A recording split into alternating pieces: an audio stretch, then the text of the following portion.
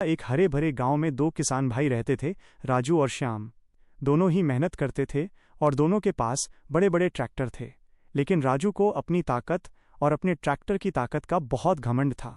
वो अक्सर गांव वालों के सामने अपनी शेखी बघाड़ता रहता था। एक शाम जब सब लोग चौपाल पर बैठे थे, राजू अपने भाई श्याम की तरफ देखकर हंसा और बोला, श्याम, तेरे पास भी वही ट्रैक्टर है और मेरे पास भी, लेकिन दम मेरे वाले में ज्यादा है।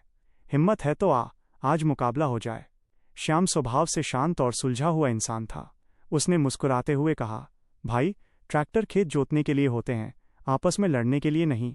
लेकिन राजू कहाँ मानने वाला था। उसने तंज कसते हुए कहा, अरे डर गया क्या? गांव वालों, देखो, श्याम मुकाबला करने से डर रहा है। गांव वालों के उकसाने और राजू की जिद के आगे श्याम को हाँ कहनी पड़ी। मुकाबला तय हुआ। टोचन टोचन का खेल, यानी दोनों ट्रैक्टरों को पीछे से एक मजबूत लोहे की जंजीर से बांध दिया जाएगा और जो ट्रैक्टर दूसरे को अपनी तरफ खींच लेगा वही जीतेगा। अगले दिन सुबह पूरा गांव मैदान में इकट्ठा हो गया। राजू के ट्रैक्टर की आवाज़ से पूरा मैदान गूंज उठा। राजू ने एक्सीलेटर दबाया, बहुत सारा काला धुआं निकाला और बड़ी तेज़ी से ट्रैक्टर को खींचने लगा। उसके ट्रैक्टर के पहिए तेज़ी से घूमने लगे, मिट्टी उड़ने लगी और इंजन चिंगाड़ने लगा। दूसरी तरफ श्याम ने बहुत दिमाग से काम लिया।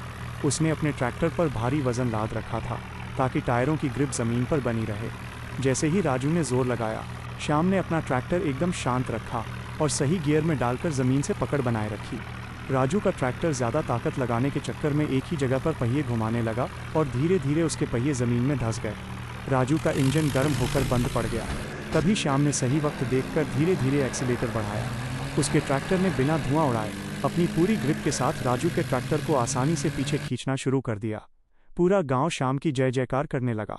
राजू का घमंड टूट चुका था। वो शर्मिंदा होकर नीचे देखने लगा।